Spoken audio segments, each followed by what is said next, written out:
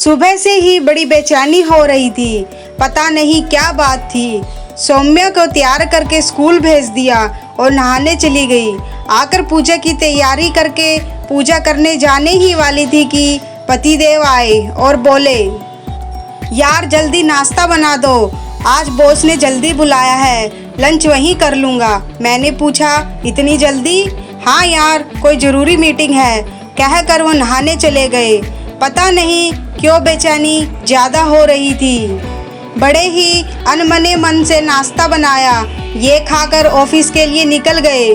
जल्दी से सब रखकर हाथ पांव धोए और भागी पूजा घर की तरफ। मेरे कान्हा मेरे सबसे अच्छे दोस्त, उनसे अपने मन की हर बात कह देती हूँ मैं, फिर डर नहीं लगता, जैसे उन्होंने सब संभाल लिया हो। प्रभु, बड़ा डर लग रहा है, आप ही बताओ ना क्या बात है। ऐसा डर तो कभी नहीं लगता, वैसे आप हो तो काहे की चिंता। सबका भला करना प्रभु, हम सब पर कृपा बनाए रखना। श्री बाके बिहारी तेरी आरती गाऊं, हे गिरधारी तेरी आरती गाऊं। आरती गाने में जैसे खो सी जाती हूँ मैं। पूजा करने के बाद घर के काम निपटाने में लग गई, जैसे सब ठीक हो गया हो। बड़ा हल्का महसूस कर रही थी। थोड़ी ही देर में दरवाजे की घंटी बजी। देखा तो पड़ोस वाली आंटी अंकल बड़े परेशान से खड़े थे। आइए, अंदर आइए ना, मैंने कहा।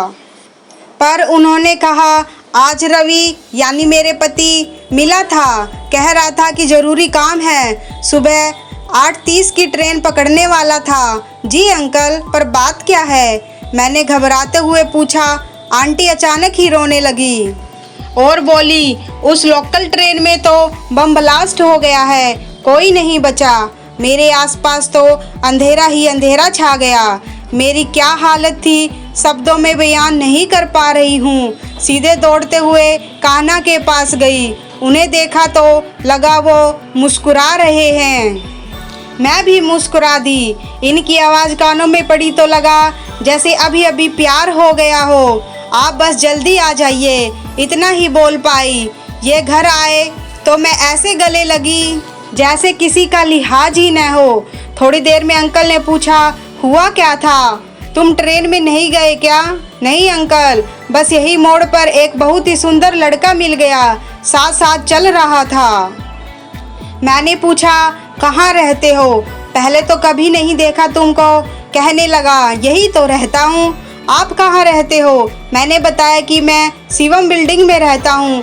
ऑफिस का भी बताया।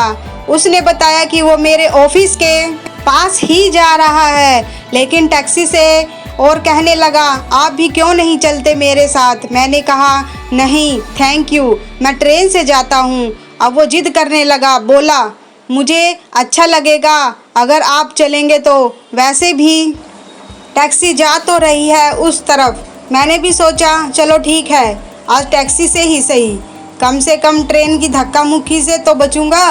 और हम लोगों ने एक टैक्सी कर ली। मुझे देखकर ये बोले, यामिनी, पता नहीं क्या जादू था उस लड़के में कि बस में खींचा चला जा रहा था। बहुत ही प्यारा था वो, आज जैसा मुझे पहले कभी नहीं लगा। मैं भागी कान्हा की तरफ। मेरे सबसे अच्छे मित्र ने आज मेरे पति के साथ साथ मेरा जीवन भी जो बचा लिया था, वो अभी भी मुस्कुरा रहे थे।